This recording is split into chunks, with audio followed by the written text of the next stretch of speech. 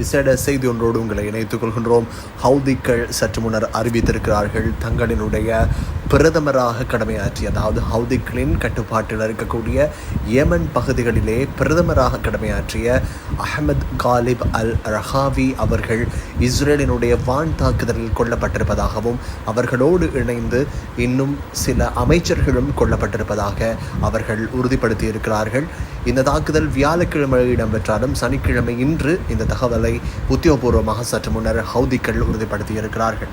இது தொடர்பான விரிவான தகவல்களை வழங்குவதற்காக இணைந்து கொள்கிறோம். அன்பான நேயர்களே, ஹவுதிகளினுடைய இலக்குகளை நோக்கி தாக்குதல் நடாத்திய இஸ்ரேலினுடைய வான்பாதைகளினுடைய தாக்குதலினை இஸ்ரேலுக்கு மிக முக்கிய எதிரிகளாக திகழ்கின்ற ஹவுதிகளினுடைய கட்டுப்பாட்டில் இருக்கக்கூடிய பகுதிகளை ஆட்சி செய்கின்ற அவர்களினுடைய அரசாங்கத்தின் பிரதமராக கடமையாற்றிய அஹ்மத் காலிப் அல் ரஹாவி அவர்கள் வீரமரணம் எய்தியிருப்பதாகவும் அதே நேரம் அவர் தங்களுடைய அரசாங்கத்தின் பிரதம மந்திரியாக கடமையாற்றியதுடன் அவரோடு இணைந்து பணியாற்றிய மேலும் சில அமைச்சர்களும் வியாழக்கிழமை தாக்குதலின் போது உயிர் நீத்துள்ளதாக யமனின் ஹவுதிகளினுடைய விசேட செய்தியை மேற்கோள் காட்டி சர்வதேச செய்திகளை வெளியிட்டிருக்கின்றன.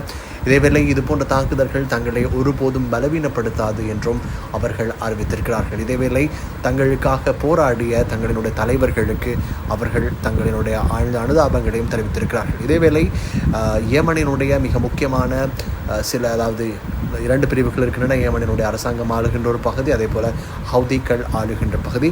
அந்த பகுதியினுடைய பிரதமராகத்தான் அவர் கடமையாற்றியிருக்கிறார். குறிப்பாக அவரினுடைய குழுவும் அவரும் ஒரு சேலமரவில் கலந்து கொண்டிருந்ததாக தெரிவிக்கப்படுகிறது. அந்த கட்டிடத்தை இலக்கு வைத்து தாக்குதல் நடாத்திய போதுதான் அவர் கொல்லப்பட்டிருப்பதாக சர்வதேச செய்திகள் தெரிவிக்கின்றன. இதேவேளை வியாழக்கிழமை இந்த தாக்குதல் இடம்பெற்ற போதிலும் அதனைத் தொடர்ந்து தென் இஸ்ரேலை நோக்கி தாங்களும் வான் தாக்குதல்களை மேற்கொண்டதாக, வான் ஏவுகணைகள் மூலமான தாக்குதல்களை அவைகள் நடாத்தியதாக ஹவுதிகள் பின்னர் அறிவித்திருந்தார்கள்.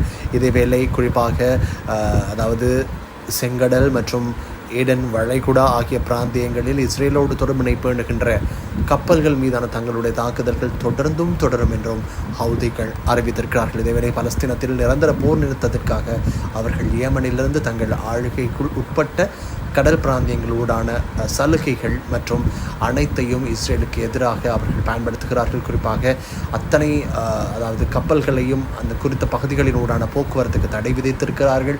எனவே அவர்கள் பலஸ்தீன ஹமாஸ் அமைப்புக்கும் பலஸ்தீன மக்களுக்கும் தங்களுடைய முழுமையான ஆதரவை வெளிப்படுத்தியே அவர்கள் இவ்வாறு செயற்பாட்டில் ஈடுபட்டிருக்கின்றதை காணக்கூடியதாக இருக்கிறது. இந்த சம்பவம் இப்போது பதிவாகி இருப்பதனால் இது பாரிய ஒரு அதிர்வலியை இப்போது சர்வதேச அளவில் உண்டாக்கி இருக்கிறது. ஏனென்றால் சம்பவம் நடைபெற்றது வியாழக்கிழமையாக இருந்தாலும் இப்போது ஹவுதிகள் சனிக்கிழமை தான் உறுதிப்படுத்தி இருக்கிறார்கள் என்பதனை இந்த நேரத்தில் நாங்கள் ஞாபகப்படுத்த வேண்டும். தொடர்ந்து இணைந்திருங்கள் அன்பான நேயர்களே.